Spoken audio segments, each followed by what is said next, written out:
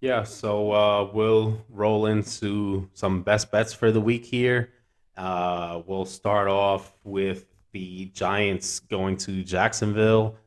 Giants +3 is what I like in this game. Look, the Giants 5-1.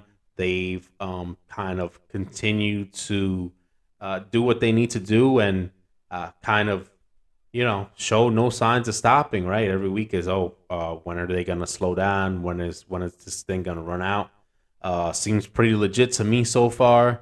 I see no reason why not to take a +3 line against the Jaguars, who are a team that look, they put up points in their own right, and they've had some games where they've been in it late against superior opponents and stuff like that. But yeah, the Giants have their I think MO the has been finding a way to win no matter how. And yeah, obviously I think the Giants definitely cover this. I would take the money line for the Giants. hmm Giants money line. Danny Dimes gonna get it done. But I think we could also see what can happen with Trevor Lawrence. Trevor Lawrence has been playing stellar this year, but it's odd because like he'll have these games where like they put up a lot of points, and then they'll have games where they don't put up a lot of points. Like they'll put up like 6 or 9 points, whatever the case is. But yeah, I think the Giants definitely cover that for sure. The next game that we have is the Packers versus the Commanders. The Packers are a -5.5 favorite versus the Commanders at home. Um, I think the Packers, they look weird. Like they've just been looking like they've been struggling a lot yeah. lately. But I think Aaron Rodgers is gonna find a way to get back on Yeah, track. this Like it's just a seems matter of time. this seems like a huge bounce back game for them. Yeah, for sure. They've been struggling lately. They had that loss to the Giants. They've had some, tough stretches in other games against the Commanders. Playing the Commanders. The Commanders are at home this game. It seems like they'll be able to go in there. It's not going to be some crazy home environment. The Commanders they don't have You that. know, yeah. I And think Carson Carson Wentz Wentz is is out. injured, Yeah. right? This is a game where they look, they have problems with their passing game and their receivers and things like that. But this is a game where they could come in, kind of lean on their running game, lean on Aaron Jones, and let their running backs kind of Get to work get more. to work, do the work for them. Aaron Rodgers can make some timely passes when he needs to, and I see them being able to win this game, no problem. So yeah, I like 5.5 here. I think they win by a touchdown, if not more, against a Commanders team with a backup quarterback. So um, yeah, I mean, we could move on to the Steelers Dolphins game. The Steelers going into Miami. Uh, you know, Steelers +7 on the I spread think here. that's I The think that's Steelers reasonable. have shown some fight in recent weeks. They've shown the ability to get in games and keep them close. We've seen their rookie quarterback be able to find a way to have the touchdown passes now and get into the end zone. Miami team, you know, this one is a little tough. I kind of saw this line before Tua is now supposed to play here, but I could see this going two ways. I can see more than two ways, but the two ways that I see that the Steelers cover the 7 point spread is one, they just play hard and they play a close game under Tomlin. They look, the teams always fight for him, Yeah. and I could see them doing so. Two, Tua could get knocked right back out. Yeah, that's that's the You know what I that's the mean? scare factor about this game is Yeah, and just once to Tua's his out of health there, we know that this team is isn't. very limited. Yeah, and also it's been a small sample size with Tua, right?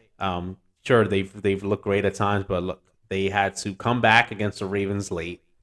There are other wins. Some have been great games, but look, Tua's been out.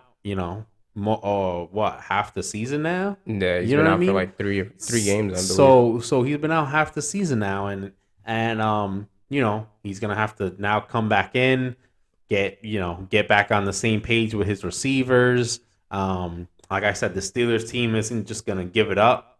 So Yeah, they just knocked off the Bucks too like yeah, that. So. around the league, we've seen, as we talked earlier, there's been a lot of close games. I think really most of the games are 8 points or less. Mm-hmm. So you talk about a Steelers team that you're given 7 points. I mean, I think I'll take my chances there and trust Mike Tomlin to get his guys ready and get it done to at least keep this ball game close enough for them to cover. Yeah, I mean, we can move on to that, a Thursday night game, that's Saints and Cardinals. Cardinals only favored by a point and a half here. This is a Saints team we talked about earlier in the year about how they've been a bit of a disappointment so far. Cardinals get DeAndre Hopkins back, who is a complete game changer in Arizona, right? Whenever Kyler Murray has DeAndre Hopkins, they've been a lot better. They've been a much better team. So they also had the trade for Robbie Anderson come through, give them some more receiver help, which they need, right? They with the loss of Marquise Brown, they definitely need that. Yeah, he was their leading receiver by far, So now they have two guys that Kyler Murray will have to get on the same page with them, but against the Saints team that, like we said, has been a bit of a disappointment. Very underwhelming this year. Yeah, to cover 1.5 points, I think they get the job done, and I think, Kyler Murray is able to more than cover that spread. I mean, there's a chance that they could, they can just blow them out of the water. Yeah, they could win by a touchdown or double digits. If they play like the Cardinals last year that were on one of the best teams in the league throughout the greater first half of the year. And then, to close it out, we have the Seahawks and the Chargers. And we kind of, mentioned this earlier when previewing that game. The Chargers have been playing close games. They've been finding ways to win, but they roll in against a Seahawks team that's been exceeding expectations. Geno Smith has been able to get hot in games, put up a bunch of numbers. This is probably going to be a close game. The Chargers just haven't really found ways to really pull ahead and blow teams out really as of late. This is a situation where I believe enough in the Seahawks to keep this game a bit closer than this spread is and cover the spread. And you talked about, this is a game where the Seahawks might be able to sneak in and get the win. So, we have five best bets this week, a little more than we usually do for NFL, but a lot of value in some of these games and for sure. Yeah, seeing especially what's going on. Yeah, especially with all these Close strong games. These really close games, and the spreads aren't like too crazy this week. So, and I think it's just because of the nature of the NFL and where the NFL is right now. Like, who expected the Giants to be this great? Same thing with the Seahawks. They're not phenomenal, but they're a gritty enough team to where it's like on any given Sunday, the Seahawks, Pete Carroll will have them boys ready. So, so that's it for the NFL. We're gonna wrap this thing up. We'll see you guys next week. Again, like, comment, subscribe. We want to hear what you guys want to see from us. If you have any topics you'd like to go over, just leave a comment below, and we'll get back to you guys next week.